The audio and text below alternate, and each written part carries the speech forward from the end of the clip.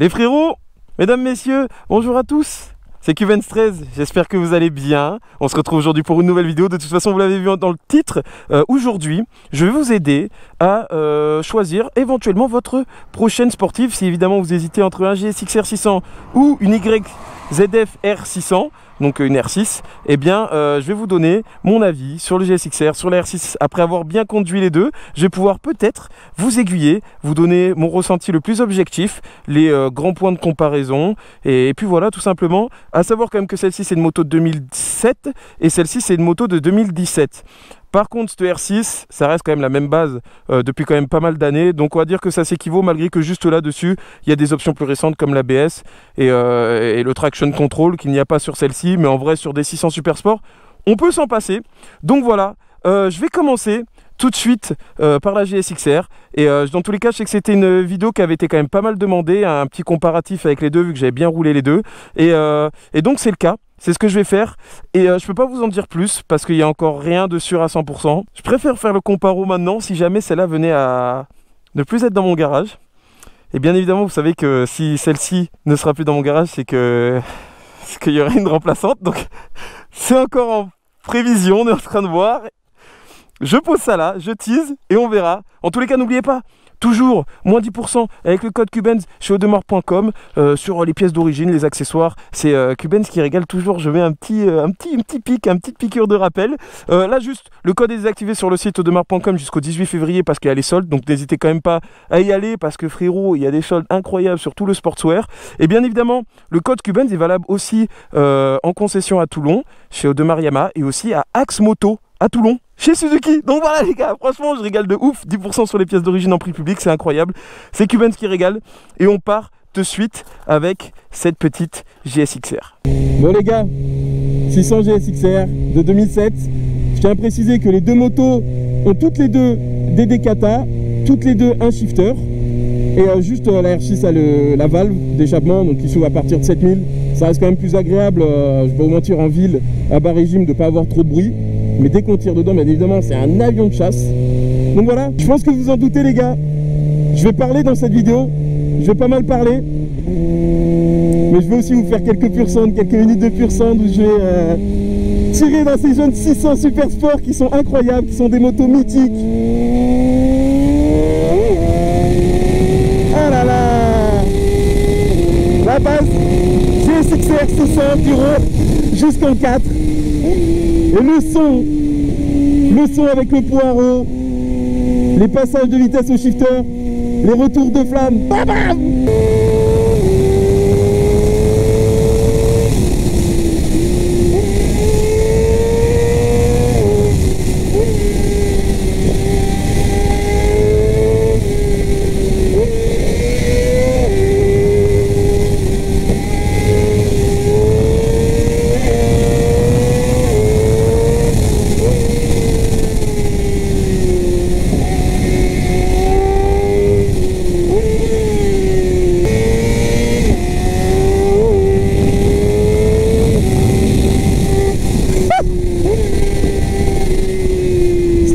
Les gars, cette moto, ça reste quand même un sacré coup de cœur pour la route. De toute façon, je vais vous expliquer pourquoi. Et regardez, c'est encore gelé, c'est encore humide, donc il faut quand même faire attention sur les zones d'ombre. Je vais vous parler maintenant de cette GSX-R rapidement et vous donner ses avantages et ses inconvénients comparés au R6. Alors tout simplement, pour moi, la 600 GSX-R, je vais aller droit au but. Si vous comptez avec votre future sportive faire uniquement ou principalement de la route, je vous conseillerais directement de prendre un GSX-R. C'est simple, c'est clair, c'est précis. Déjà, c'est une moto qui est beaucoup plus coupleuse, à bas régime, à mi-régime. C'est une moto qui a plus de couple. C'est une moto qui est moins radicale au niveau de la position. On va dire que la plage de régime est plus joueuse. Par exemple, sur l'R6, vous le verrez tout à l'heure, à 10 000 tours minute, c'est là où la puissance commence à arriver. Sur le GSX-R, c'est entre 7 et 8000. Donc déjà, pour ceux qui veulent faire un petit wheeling de temps en temps, c'est toujours plus simple de ne pas forcément être extrêmement haut dans les tours, de ne pas forcément devoir mettre un pignon -1 sur sa transmission. Et l'avantage avec ce GSX-R, c'est que c'est une moto qui est entre guillemets facile à prendre en main. Après, il faut pas dire tout le temps ouais, c'est facile à prendre en main, parce que des mecs qui ont des GSXR, j'en vois à l'appel, des mecs qui savent tordre des GSXR, j'en vois pas tant que ça. Regardez, je suis en deuxième, je la mets à 7000 tours, et voilà, elle vient toute seule. Et ça, je peux pas le faire avec le R6. Oh là là, c'est incroyable. Quel bonheur. Quel bonheur. Je suis en train de faire un petit comparo, ça me laisse des petites lignes droites, comme ça. Vraiment, c'est un missile. Oh là là, la petite bosse. C'est un missile. Oh là là. Ah, j'aime trop. Les gars, je vous jure. Ah, j'aime trop. J'aime trop. Je vais rester objectif, bien évidemment, parce que l'R6, je l'aime énormément aussi. Mais le 600 GSXR, vraiment, sur la route, pour moi, ça reste le meilleur compromis. De toute façon, comme je vous l'ai déjà dit, on va monter sur l'R6. Bon, je vous ai donné maintenant quelques points positifs sur cette GSXR, un peu mon ressenti. Ça va être un peu brouillon. À la fin, je vous ferai un grosso merdo de tout ce que je vous ai dit en ayant les deux en face de moi. Là, je vais tout simplement interchanger. Je vais abandonner ce petit 600 GSXR bleu ciel incroyable avec les finitions fluo de chez MFPACA pour ce R6 du diable de chez Audemars.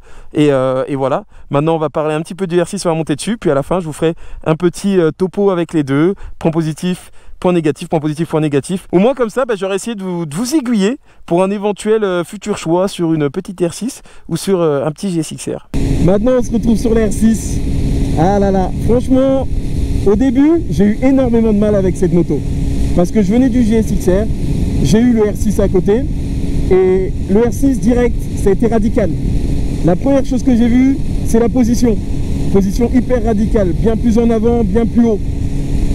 Deuxième chose que j'ai vue qui m'a choqué, c'était le comportement moteur. Rien à voir avec le GSXR. Vous allez voir, c'est tout au-dessus de 10 000. Entre 10 000 et 15 000, c'est une fusée. J'ai pas d'autre mot. Entre 10 000 et 15 000, c'est une fusée. C'est un avion.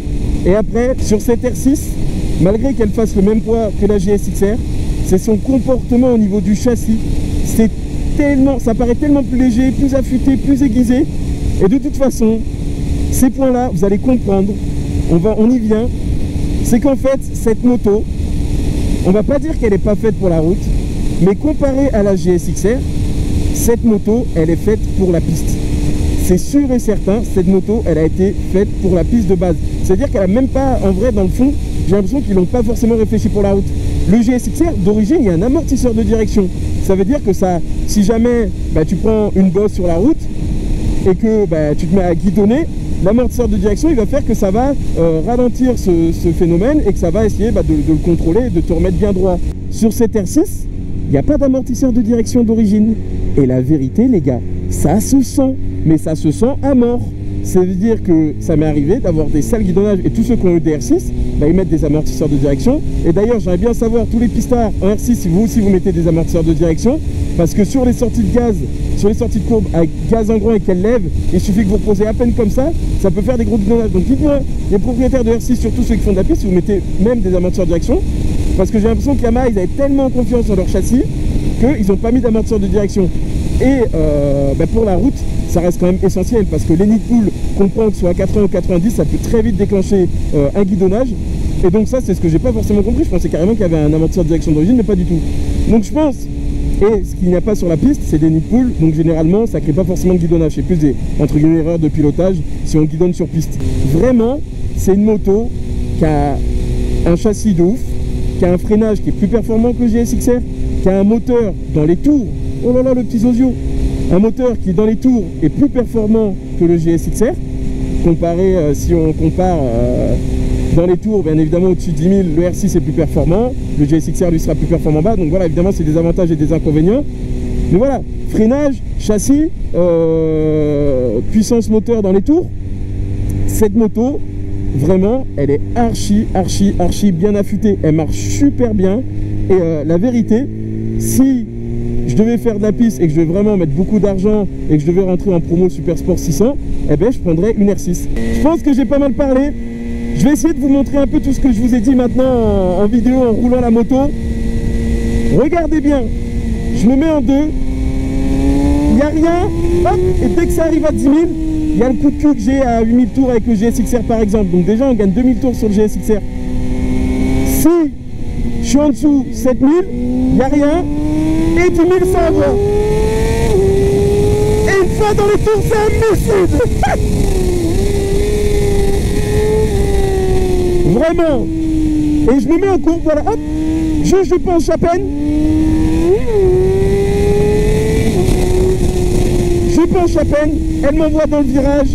Après c'est pour ça qu'il faut être super précis.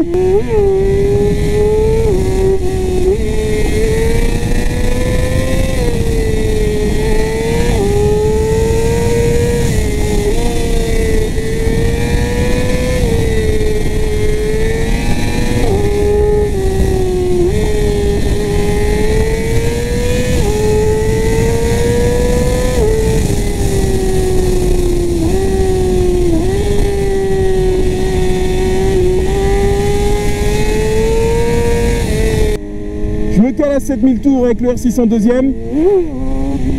Voilà, vous le comprenez de suite. Même avec un bon coup de cul, il n'y a pas ce que j'ai avec le GSXR.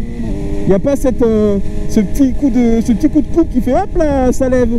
Donc bien évidemment, à bas régime, c'est beaucoup moins joueur.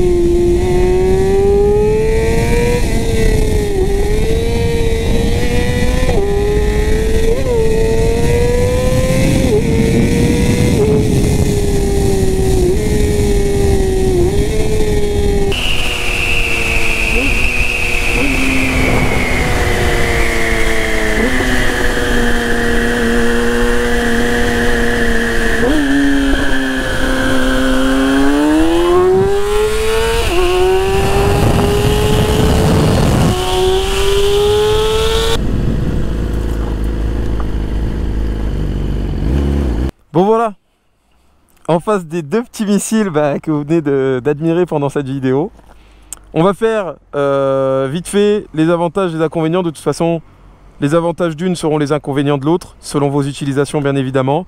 J'espère que la vidéo aura été un peu claire, malgré que je sois un peu brouillon, je ne sois pas un professionnel. C'est mon ressenti de motard, d'un motard à un motard, vous le savez comme d'habitude. Le R6, clairement, pour la route, c'est pas ce qu'il y a de mieux. Pour moi, c'est affûté pour la piste, vous l'avez vu. Pour faire des chronos, pour faire de la compétition, je prendrai R6 sans souci. C'est ultra aiguisé, le châssis, ça envoie de ouf, la position. De base, c'est incroyable. Pour la piste, c'est fulgurant. Voilà, c'est millimétré. Après, les entretiens, ils vont avec. Je sais qu'il y a des problèmes de fiabilité sur les coussinets, les soupapes aussi. C'est normal après quand ça tire comme ça dans les tours et que voilà le moteur il prend, c'est sûr que au bout d'un moment il y a des entretiens à faire comme tout véhicule sportif. Mais voilà, pour une utilisation routière, je choisirais pas forcément le R6. Comme vous l'avez vu maintenant, le GSXR, il a ses défauts, mais sur route, il a notamment ses qualités. Ça veut dire ce couple qu'on n'a pas à bas régime chez cette R6. Un petit wheeling de temps en temps, ça fait plaisir. Le freinage de la R6, je vais pas vous mentir qu'il est un peu plus performant, malgré que celle-ci avec l'ABS, c'est pas ouf. Voilà, l'ABS est pas ouf, il se déclenche beaucoup trop tôt à l'arrière. Pour les glisses, c'est pas ouf. Mais voilà, sur les modèles antérieurs, en dessous de 2016, je crois qu'il n'y avait pas l'ABS sur certaines, c'est tout à fait plaisant. Autant que sur le GSXR. Mais le GSXR paraît un peu plus lourd, mais c'est pareil, il pardonne moins en cours, ça veut dire qu'il faut un petit peu plus l'envoyer, il est moins précis, ça veut dire que si tu fais un faux mouvement, il va pas non plus soit se jeter, soit se sortir de la trajectoire, il reste quand même très très correct. Le freinage d'origine est largement suffisant, c'est vrai que des fois ça manque un petit peu de mordant, des Duritavia, ça corrige quand même vachement le tir. Et la position qui est beaucoup plus agréable pour les road trips, on est plus en arrière, on est plus tranquille, on va dire, entre guillemets. En plus, moi j'ai assez le confort, donc c'est le top. Mais voilà, on est un peu plus bas, on est un peu plus en arrière, on est moins agressif. Donc voilà, pour ma part, utilisation routière, je dirais GSX-R, parce qu'elle convient aussi un peu pour la piste. Si vous n'êtes pas un pistard chevronné et que vous avez un léger niveau à moto, la GSX-R saura vous séduire. Par contre, si vous êtes un mec plutôt chaud, un mec qui a de l'expérience, un mec qui veut envoyer sur piste et qui veut faire aussi de la route, la R6 reste aussi une très bonne moto, malgré qu'elle soit beaucoup plus affûtée. Je pense qu'aussi les niveaux jouent. Là, c'est plus un niveau d'un motard confirmé, on va dire, sur une R6. Et sur un GSX-R, c'est un mec qui est un petit peu plus, voilà, un peu plus tranquille, qui veut se faire plaisir un peu de temps en temps, malgré que, je peux vous l'assurer, avec mon GSX-R, avec le Rio, avec celui-là, sur piste des R6, des trucs... Voilà, ça reste, voilà, c'est sûr que, voilà, c'est sûr que le GSX-R est entre guillemets un peu plus facile à prendre en main, mais c'est pas pour autant que c'est une moto facile à dompter. Savoir rentrer des glisses à fond de balle, des beaux wheelings, etc., c'est pas non plus donné à tout le monde. Donc voilà, c'est pas parce que vous avez un GSX-R que vous allez savoir pouvoir faire tout ça, ou pareil que vous avez un R6 que vous allez rouler comme un pilote. Bien évidemment, c'est le niveau qui fait que. Mais voilà, pour conclure, je pense que cette petite R6 qui est quand même avec une différence de prix de 4 000 € sur les prix neufs, si je ne veux pas dire de bêtises, celle-là était à 10,5 et celle-là elle est à 14K je crois, 14,5. Donc voilà, pour un mec qui veut faire essentiellement de la piste ou qui a un niveau confirmé et qui n'a pas peur d'avoir mal au poignet, bah, il peut se prendre un R6. Un mec qui veut plus une 600 sportive pour se faire plaisir sur la route, qui n'a pas forcément un niveau de ouf non plus, qui veut une prise en main facile, une moto qui pardonne plus, moi je prendrais plus la GSX-R. Donc voilà, j'espère ne pas avoir trop parlé, j'espère que vous avez kiffé la vidéo, j'espère avoir aiguillé certains d'entre vous sur leur futur éventuel choix. Et surtout, n'hésitez pas à me dire en commentaire si vous préférez vous la R6 ou la GSX-R. Donc voilà, je vous remercie de m'avoir suivi, j'espère que vous avez kiffé la vidéo. C'était Cubenz13, je vous dis à très bientôt. Portez-vous bien, faites attention à vous sur la route, c'est important. Et à très très vite. Salut tout le monde.